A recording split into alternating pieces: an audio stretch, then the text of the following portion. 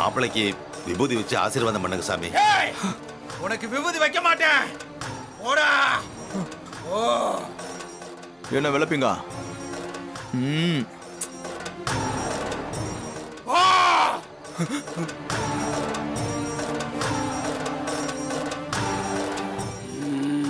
ஈஸ்வரி, சாமி ரொம்ப உக்கிரமா இருக்கு. நாம இங்க இருக்க வேண்டாம். வாங்க போலாம். வாங்க எல்லாரும் போலாம். வாங்க. வா போயிடலாம்.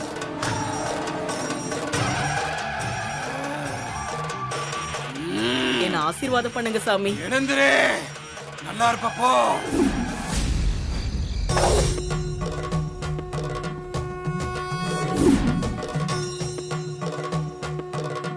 பொண்ணுக்கு கல்யாணம் தானே, நல்லபடியா நடக்கும். ஆனா நீ நினைச்சது நடக்காது.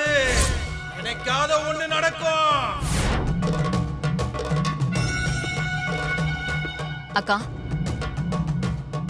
என்னக்கா ஒரே யோசனையா இருக்க? என்ன விஷயம்? கோவில்ல பூசாரி சொன்னதை பத்தி தான் யோசிச்சுக்கிட்டு இருக்கேன்.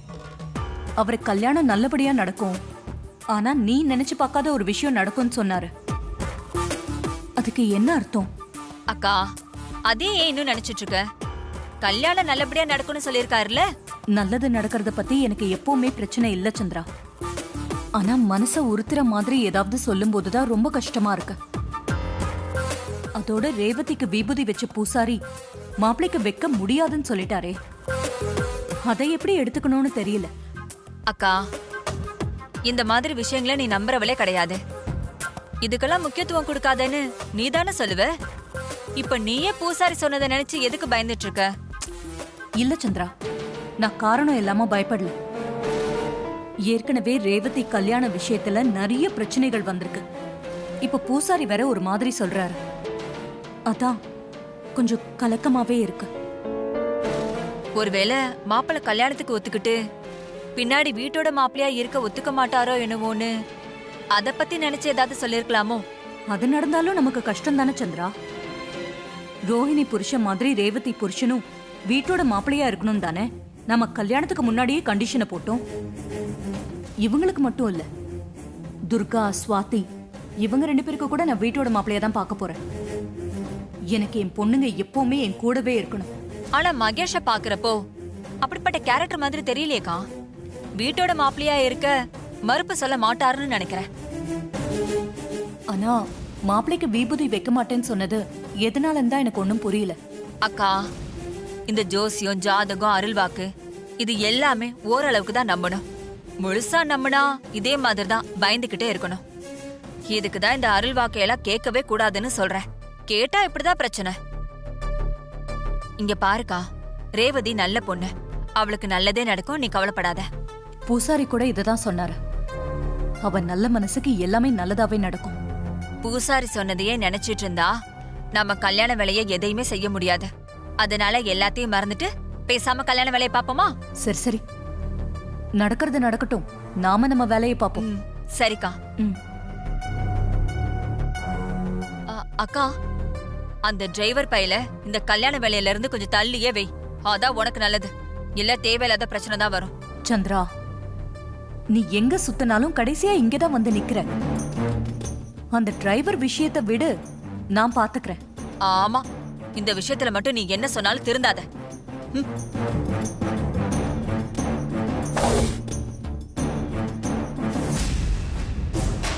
மாயா, குலதெய்வம் கோயில்ல நடந்ததையெல்லாம் கேள்விப்பட்டேன். அங்க மகேஷ் மாட்டியிருப்பார் போல இருக்கே. எல்லாம் வீணா போன அந்த வீட்டோட மருமக செஞ்ச வேலைதான். அந்த சோம்பேறி மகேஷ கூட்டிட்டு போய் குடிக்க வச்சு எல்லா உண்மையும் சொல்ல வச்சு வீடியோவும் எடுத்துட்டான். அத சாமுண்டீஸ்வரி கிட்ட காட்ட போறேன்னு சொன்னதும் எனக்கு ரொம்ப ஷாக் ஆயிடுச்சு.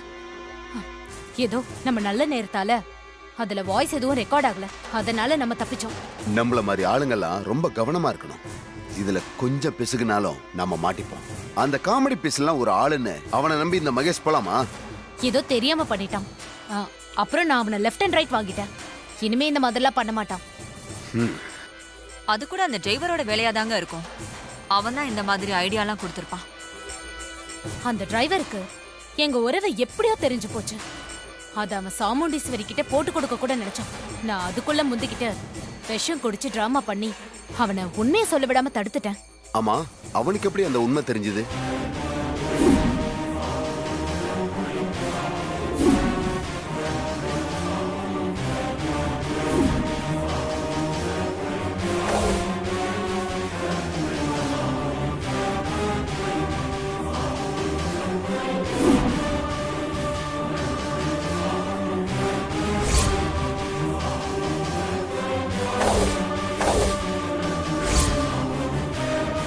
ஆளை பார்க்க சைலண்டா இருக்கிற மாதிரி தெரியுது, ஆனா அவன் எல்லா விஷயத்தையும் கண்டுபிடிச்சிடறானே. எப்படியோ இது வரைக்கும் அவனை சமாளிச்சாச்சு. கல்யாணம் நெருங்க நெருங்க எனக்கு கொஞ்சம் பயமா தான் இருக்கு. கல்யாணத்துக்குள்ள அவனை வீட்டை விட்டு துரத்துனாதான் நாம நிம்மதியா மகேஷ் ரேவதி கல்யாணத்தை நடத்த முடியும். இல்லனா அவன் ஏதாவது தந்திரம் செஞ்சு அவனே மாப்பிள்ளை ஆயிடுவான். ஆமா, எனக்கும் அந்த பயம் இருக்கு. அவனை வீட்டை விட்டு துரத்தலன்னா நீங்க சொன்னதெல்லாம் நடக்கிறதுக்கு சான்சஸ் இருக்கு. அதுக்குதான் அவனை எப்படியாவது வீட்டை விட்டு துரத்தலான்னு பாக்குறேன். என் அக்கா கறி அவனுக்கு சப்போர்ட்டாவே இருக்கா. அதனாலதான் அவ்வளவு சீக்கிரம் அவனை வீட்டை விட்டு அனுப்ப முடியல. நாளைக்கு நலங்கு ஃபங்க்ஷன் நம்ம வீட்ல இருக்கு. அப்புறம் கொஞ்ச நாள்ல கல்யாண தேதியும் வந்துடும். அதுக்குள்ள அவனை எப்படியாவது வீட்டை விட்டு துரத்தணும். இல்லைன்னா அவன் முந்திக்கிட்டு நம்மள போட்டு கொடுத்துட்டு ரேவதி கழுத்துல அவன் தாலி கட்டிடுவான். என்னங்க இப்படியெல்லாம் பயமுறுத்துறீங்க? இந்த கல்யாணம் நடக்கிறதுக்காக நாம எவ்வளவு கிரிமினல் வேலை எல்லாம் பண்ணிருக்கோம். கடைசியில கல்யாணம் நடக்காம போச்சுன்னா நம்ம போட்ட பிளான் எல்லாம் வீணா போயிடுமே. கவலைப்படாதீங்க, நாளைக்கு நலுங்கு ஃபங்க்ஷன்ல அந்த வீட்டை விட்டு மட்டும் இல்ல, இந்த ஊரை விட்ட போற மாதிரி நான் பண்றேன். தைரியமா இருங்க.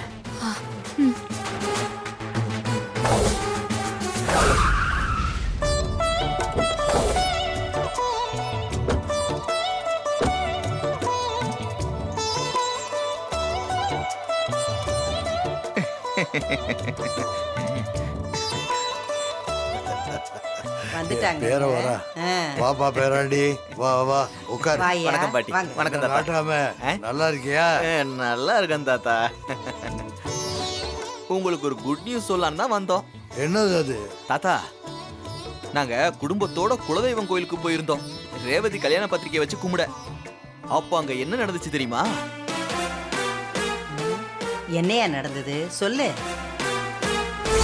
சாமி, என்ன ஆசீர்வாதம் பண்ணுங்க. ஓ நல்ல மனசுக்கு எல்லாமே நல்லபடியா தான் நடக்கும். நீ ஆசைப்பட்டதை விட நீ ஆசைப்படாத ஒரு விஷயம் உனக்கு கிடைக்க போகுது. அதுக்கு உன் மனச தயார்படுத்திக்கோ. மாப்பிளைக்கு விபூதி வச்சு ஆசீர்வாதம் பண்ணுங்க சாமி. ஏய், உனக்கு விபூதி வைக்க மாட்டேன். போடா.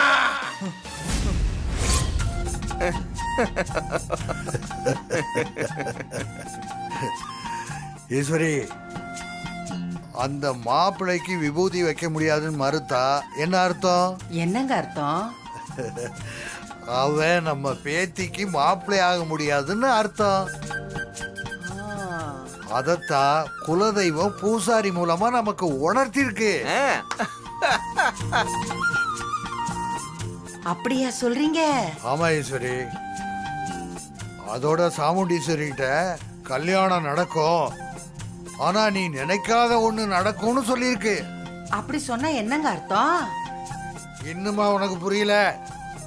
அந்த மகேஷுக்கும் ரேவதிக்கும் தான் கல்யாணம் நடக்கும்னு சாமுண்டீஸ்வரி நினைச்சுக்கிட்டு இருக்கா. நீ நினைக்காத ஒண்ணு நடக்கும்னா கல்யாணம் நடக்கும், ஆனா அந்த மகேஷ் மாப்பிள்ளை இல்லை. அப்படியா? நம்ம பேராண்டி தான் மாப்பிள்ளையா வாங்குறீங்களா? ஆமா ஆமா.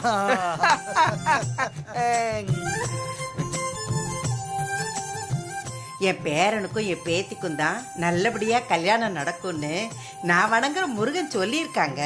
சந்தோஷமா இருக்குங்க. ஆமா, அந்த கடவுளே நம்ம விருப்பத்தை நிறைவேற்றி வைக்க போறாரு ஈஸ்வரி. நீங்க எப்பவுமே என் கல்யாணத்தை பத்தி மட்டும்தான் பேசுவீங்களா? நான் தான் எனக்கு கல்யாணத்துல விருப்பம் இல்லைன்னு சொல்லிட்டேன்ல பாட்டி. ப்ளீஸ் தாத்தா, அதை பத்தி பேச வேண்டாம். சரி, அதை விடுங்க பாட்டி. நாளைக்கு என்ன ஃபங்க்ஷன் தெரியுமா? ரேவதிக்கு நலங்கு ஃபங்க்ஷன் அத்தை வீட்டுல நடக்க போகுது. நல்லா கிராண்டா நடத்தணும்னு அத்தை பிளான் பண்ணிருக்காங்க.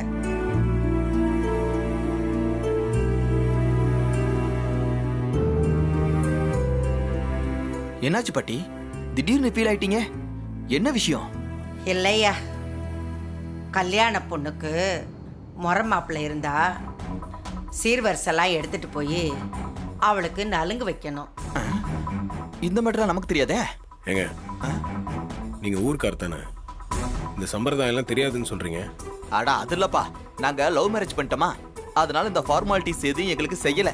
அதனால நமக்கு அதை பத்தி ஒரு ஐடியாவும் இல்ல. பாட்டி நீங்க சொல்லுங்க, என்ன மேட்டர் அது? ஐயா, கல்யாண பொண்ணுக்கு மாம முறையா இருக்கிறவங்க மஞ்சள், குங்குமம், சந்தனம் இதெல்லாம் கொண்டு போய் நலுங்கு வைக்கணும். அப்படியே சீர் எடுத்துட்டு போய் சீர்வரிசை வைக்கணும். ஓ, இவ்வளவு மேட்டர் இருக்கா இதுல? ஒரு நிமிஷம் இரு. சரி பாட்டி.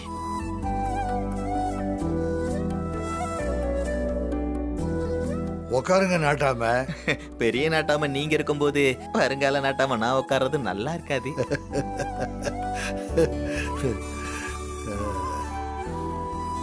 என்ன ஈஸ்வரி இதெல்லாம்? முறைப்படி மொத பொண்ணுக்கே இதெல்லாம் செஞ்சிருக்கணும். அவளுக்கு தான் செய்ய முடியல. இப்ப ரேவதிக்காவது இதையெல்லாம் செய்யணும். ஐயா கார்த்தி, ரேவதிக்கு நலுங்கு வச்சு இந்த செயினை அவ கழுத்துல போட்டுறியா? பாட்டி நான் எப்படி பாட்டி அவளுக்கு செயின்லாம் போட முடியும்? எந்த உரிமையில போடுறீங்கன்னு அவங்க கேட்டாங்கன்னா நான் என்ன சொல்றது? நீ நினைச்சா எதை வேணாலும் செய்யலையா. உன்னால முடியா கார்த்தி. எப்படியாவது இந்த செயினை அவ கழுத்துல போட்டுரு, அது போதும். பாட்டி ஏன் பாட்டி புரியாமலே பேசிட்டு இருக்கீங்க? அங்க ஏற்கனவே நிறைய பிரச்சனை போயிட்டு இருக்கு பாட்டி. சந்திரா மேடம் வேற நான் யார் என்னெல்லாம் விசாரிக்க ஆரம்பிச்சிட்டாங்க. இப்போ போய் அந்த பொண்ணுக்கு நான் செயினை போட்டேன்னா கண்டிப்பா பிரச்சனை பெருசா தான் ஆகும். ஏப்பா கார்த்தி, உன்னால முடியும்பா. நீ எல்லாம் எவ்வளவு பிரச்சனையும் முன்னாடி நின்று ஹேண்டில் பண்ணிருக்க. இதெல்லாம் ஒரு சப்ப மேட்ரு. பாட்டி ஆசைப்படுறாங்கல்ல, சும்மா வாங்கி செய்ப்பா. ஆமாய்யா, எங்க ஆசைக்காக இதை நீ செய்யா. தாத்தா இது எல்லாத்தை விட ரொம்ப முக்கியம் ரேவதி இந்த கல்யாணத்துல இருந்து காப்பாத்துறது தான். அதானே தாத்தா இப்ப முதல் வேலை. அதையும் செய்யப்பா, இதையும் செய்ய, அதான் எங்க விருப்பம். நீ தீபாவை நினைச்சுக்கிட்டு தான் கல்யாணம் செஞ்சுக்க மாட்டேன்னு மறுக்கிற. இன்னும் எத்தனை நாளைக்கு தாப்பா நீ அவளையே நினைச்சிட்டு இருக்க போற? உனக்குன்னு ஒரு வாழ்க்கை வேண்டாமா? அத பத்தி கொஞ்சமாவது யோசிக்க மாட்டியா? தாத்தா இந்த விஷயத்துல தயவு செஞ்சு என்னை கட்டாயப்படுத்தாதீங்க, தப்பா எடுத்துக்காதீங்க தாத்தா. சரியா, நாங்க அதை பத்தி பேசல. எப்படியாவது இந்த சீரையாவது ரேவதிக்கு செஞ்சிரியா, அது போதும். பாட்டி இதுக்கு மேல எப்படி உங்களுக்கு சொல்லி புரிய வைக்கிறதுன்னு எனக்கு தெரியல பாட்டி. பாட்டி அந்த சீரை ஏட்ட கொடுங்க, நான் கார்த்தியை செய்ய வைக்கிறேன். ஓகே, ஹாப்பி, டன்னு. பேராண்டி தாத்தா வரேன் பாட்டி. வரேன் தாத்தா, உடம்பு பாத்துக்கங்க. பாட்டி எப்படியாவது என் பேரனை ரேவதிக்கு நலுங்கு வச்சு இந்த செயினாவை கழுத்துல போட வச்சிரியா. என்கிட்ட பொறுப்பை ஒப்படைச்சிட்டீங்கல்ல, பாருங்க நான் இதை எப்படி செஞ்சு முடிக்கிறேன்னு மட்டும் பாருங்க. எப்ப நாட்டாம சொல்லுங்க தாத்தா. இந்த மாதிரி ஃபங்க்ஷன்லாம் போன்லயே பார்க்கலான்னு சொல்றாங்களே, அப்படி அங்க நடக்கிறது எங்களுக்கு காட்டுறியா? இது கூட செய்ய மாட்டேன்னா கன்ஃபார்மா செய்யற தாத்தா. சரிப்பா. அப்ப நான் வரட்டுமா? என்ன ஆசீர்வாதம் பண்ணுங்க. எப்பா சிலம்போ என்ன விட்டு போயிடாத. ஏன்பா போலாமா? ஏங்க நீங்க தேவையில்லாம தாத்தா பாட்டி மனசுல ஆசையை வளர்த்து வர்றீங்க. எப்பா நீதான் ரேவதிக்கு புருஷன், அந்த வீட்டுக்கு மாப்பிள்ளன்னு நாங்க முடிவு பண்ணலப்பா, அந்த ஆண்டவனே முடிவு பண்ணிட்டான். அதை யார் நினைச்சாலும் மாத்த முடியாதுப்பா, மாத்த முடியாது. நான் என்ன சொன்னாலும் கடைசி வரைக்கும் புரிஞ்சிக்கவே மாட்டேங்கிறீங்க. சரிப்பா விடு, வாங்க சக்சஸ் பண்ணிடணும்.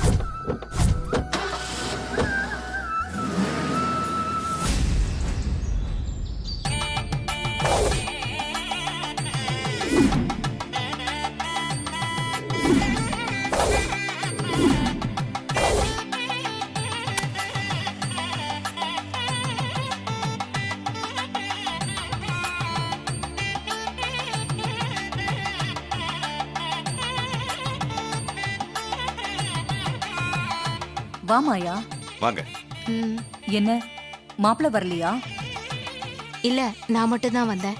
ஓ, எல்லாரும் வந்தாச்சா? ஃபங்க்ஷனை ஸ்டார்ட் பண்ணலாமா? ஆரம்பிச்சிடலாம். அப்ப பொண்ணை கூட்டிட்டு வாங்க. போங்க, போய் ரேவதியை கூட்டிட்டு வாங்க. சரிம்மா.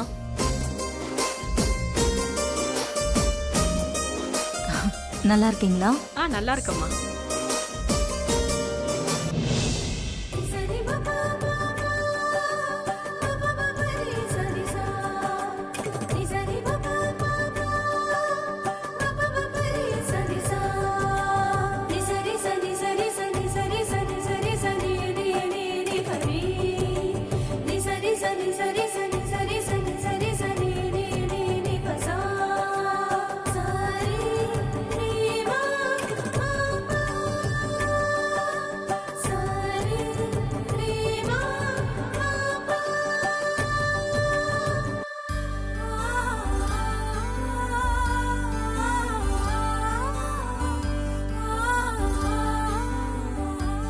ஏன் கண்ணை பற்றும் போல இருக்குமா?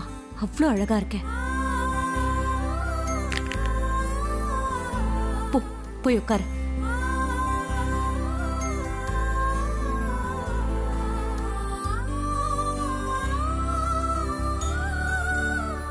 ஆரம்பிச்சிடலாமா?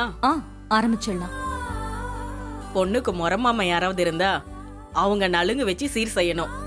அப்புறம்தான் மத்தவங்க நலுங்கு வைக்கணும். அதாம்மா முறை. முறமாம யாராவது இருக்காங்களா? இல்ல, பொண்ணுக்கு மாமா முறையில யாரும் இல்ல. ஏன் இல்ல? முறை மாமா இருக்காரு. அவரு நலங்கு வைக்கட்டும்.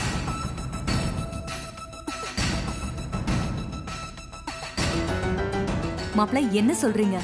மாமா இருக்காரா? எனக்கு தெரியாம மாமா எங்க இருந்து வந்தாரு? நம்ம ராஜா தான் முறை மாமா. அவரு தான் முதல் நலங்கு செஞ்சு சீர் செய்ய போறாரு.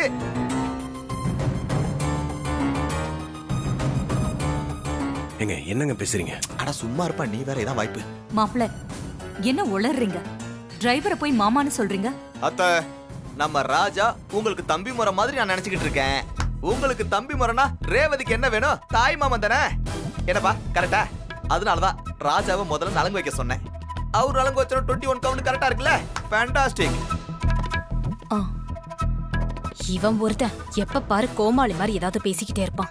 அதெல்லாம் ஒண்ணு தேவையில்லை. டிரைவர் எங்க வீட்டு பொண்ணுக்கு மாமனாகலாம் தேவையில்லை.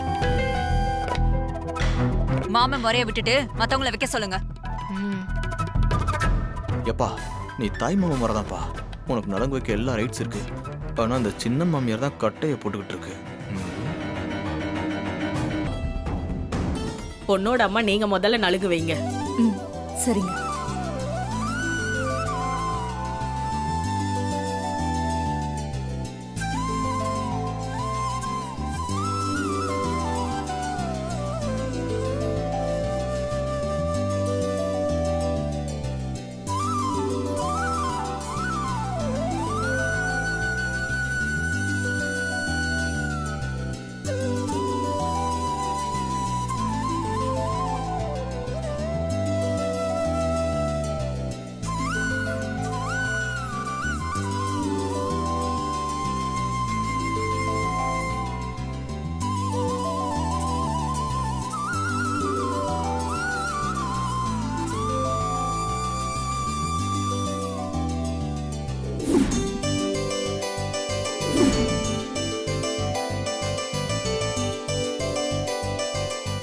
அத்தை நலங்கு வச்சுட்டாங்க. சந்திரா அக்கா, நீ நலங்கு வை.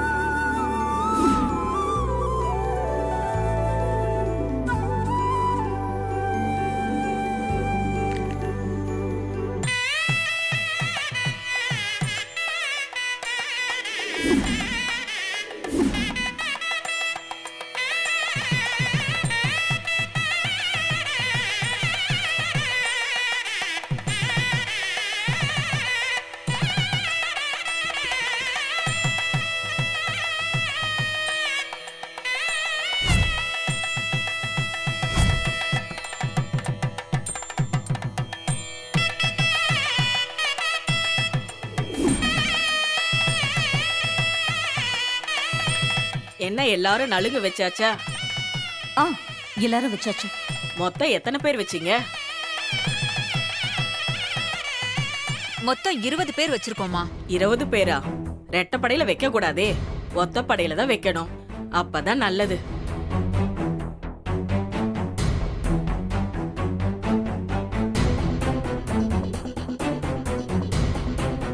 இப்ப என்ன பண்றது ஈஸ்வரி? இன்னொரு ஆளுக்கு எங்க போறது? சரி, நம்ம டிரைவர் ராஜாவே வைக்கட்டுமே. மாப்பிள்ள சொன்ன மாதிரி அவனை என் தம்பி முறையா நினைச்சுக்கிறேன்.